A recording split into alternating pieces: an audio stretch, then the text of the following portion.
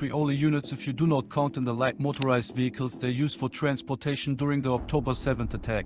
Besides air, artillery and naval support, the IDF mostly uses Merkava tanks, mechanized infantry units with Namer APCs, and a number of IDF Caterpillar D9R armored bulldozers.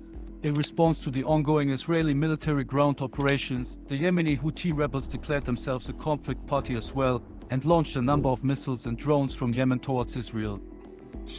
Hezbollah also conducted a series of limited attacks from southern Lebanon, but overall their involvement was not so significant, at least for now.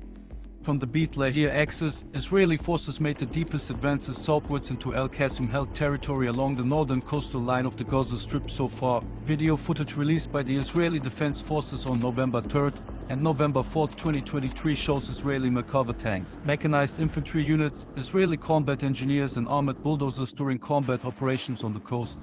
The Israeli forces currently mainly release their footage in the form of short, fast-cutted clips between 1 and 2 minutes in length that are mostly showing their troops on the advance. However, there are also short segments of combat, even if the overall appearance of the videos have a strong polished look as expected for a military force with pretty well-established operational security mechanisms in place. The Palestinian side has also released footage from the coastal region showing a number of RPG ambushes on Israeli military vehicles, mostly Namer APCs and a few Merkava tanks from close range in urban terrain. Since the current Israeli operational aim is to besiege Gaza City, the fighting now also shifts more into close urban combat. From the looks of the footage, the Palestinian tactics here could be best described as gun and run. They try to sneak as close as possible onto Israeli armored vehicles, fire at them with RPGs and then fall back immediately to avoid any prolonged engagements with the IDF.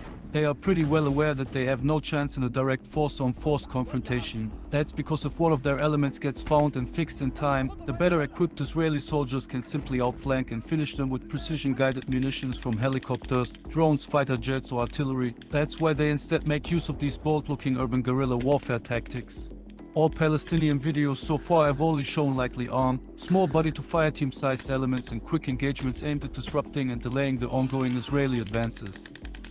Honestly, there is not much more they can do, since offensively trying to reclaim territory is close to impossible for them.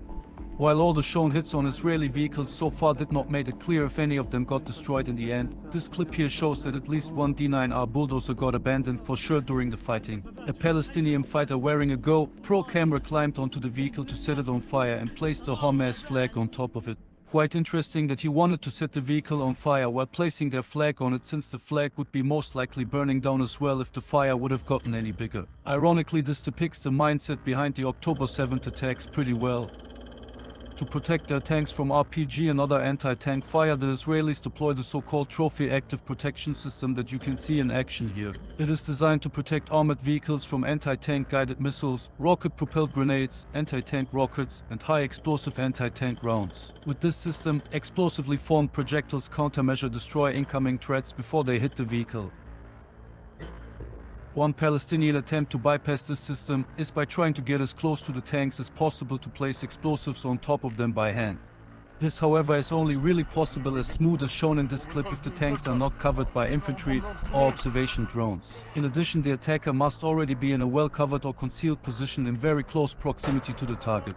Last but not least, a good portion of luck is required here as well. After the explosive detonated on the tank, the Palestinians proceeded to target the tank with RPGs. They used the so-called Al Yassin warhead for this. This basically is a 105mm round that weighs 4.5 kilograms and has a range of 100 meters. It is manufactured in Gaza, presumably with expertise provided by Iran through Hezbollah, along with sourcing raw materials from within Gaza or through smuggling from Egyptian, Lebanese, and potentially even Israeli territory. After launching the RPG, the fighters do not wait a single second before jumping back into the hidden tunnel system they came from. Therefore, clear visual confirmation of the tank's destruction is missing here as well.